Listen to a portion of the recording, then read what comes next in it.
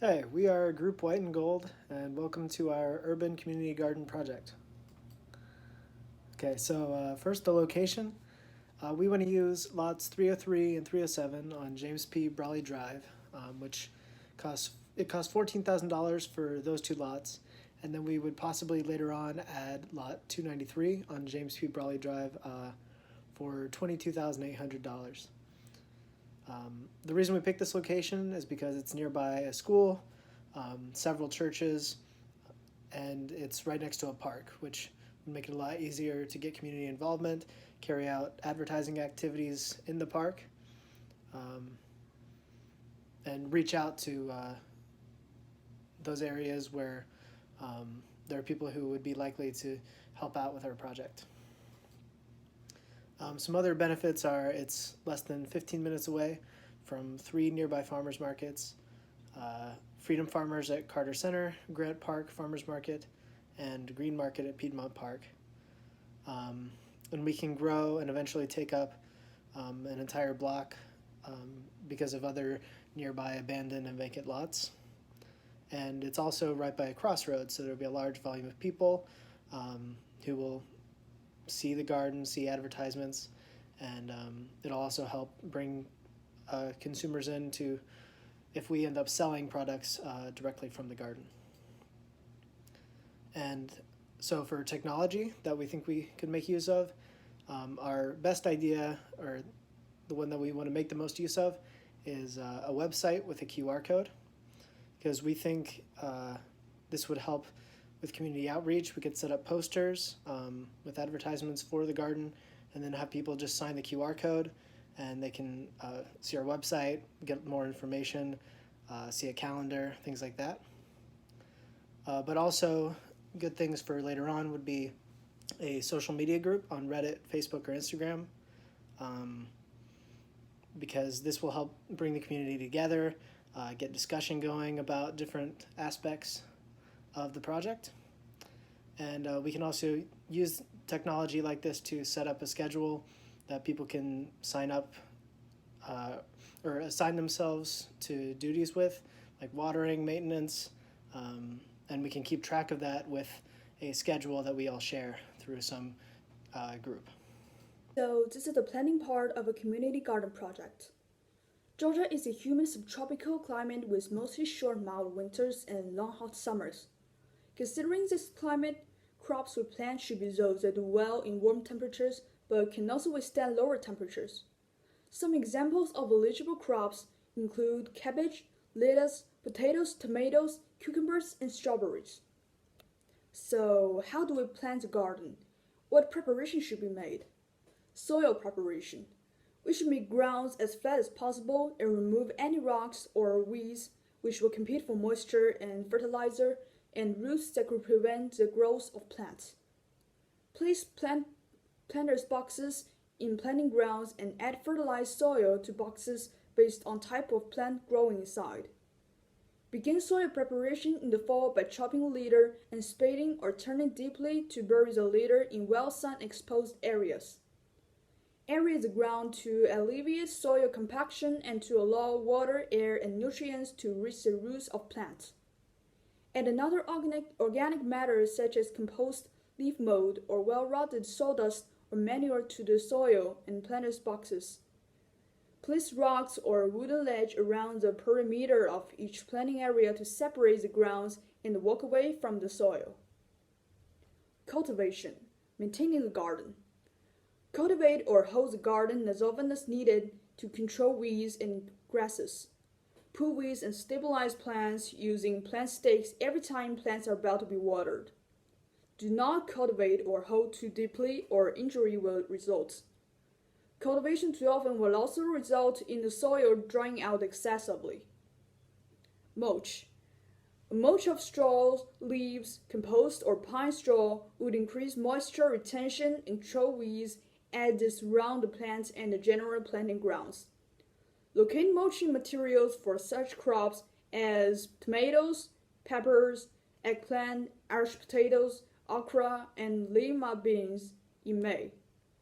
Apply before dry spells occur but after plants are well established, usually by blooming time. and watering. Watering should be done every other day, which also depends on where we're planting. Plants may be flexible, especially in the absence of rain, but not too much or it will drown plants. Watering is best performed in the morning in order to increase the proportion of water that soaks into the soil, which prevents evaporation. Control insects, diseases, and nematodes. Serious losses can occur from insects, diseases, and nematodes. If nematodes are present, control measures must be taken before the crop is planted. Preventive control measures can be used for insects and diseases or can be started as soon as problems are spotted.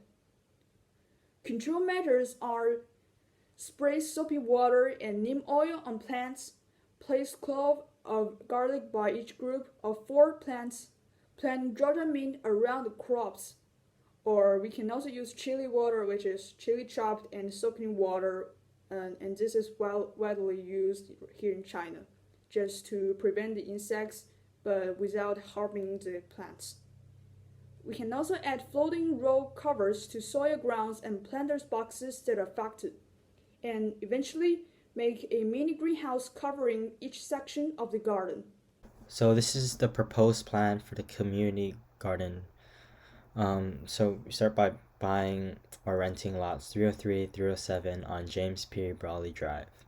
Then we're going to tear down the house on 307 to make space for a garden and renovate building on 303. So we can make that into like the headquarters for the garden but potentially like a shop.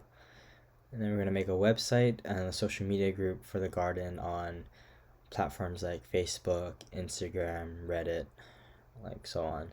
And we're going to flatten the ground if possible, and like remove any hills, any lumps created by roots, any rocks, and build a small parking lot between the torn house on 307 and the house on 303. And then fence the lots where there's no building or parking lot and enclose it from the road.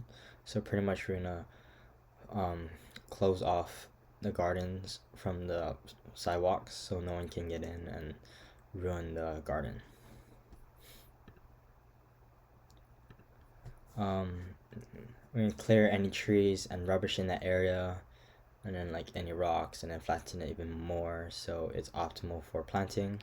We're going to converse with the local government or community association and partner up with nearby schools and churches. So the nearest school is Michael R. Hollis Innovation Academy, which is near the park, JF Kennedy Park.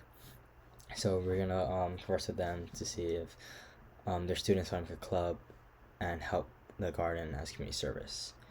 And then the nearby churches is Live Life Tabernacle of Praise, Sims Avenue Baptist Church, Simpson Street Church of Christ for volunteers.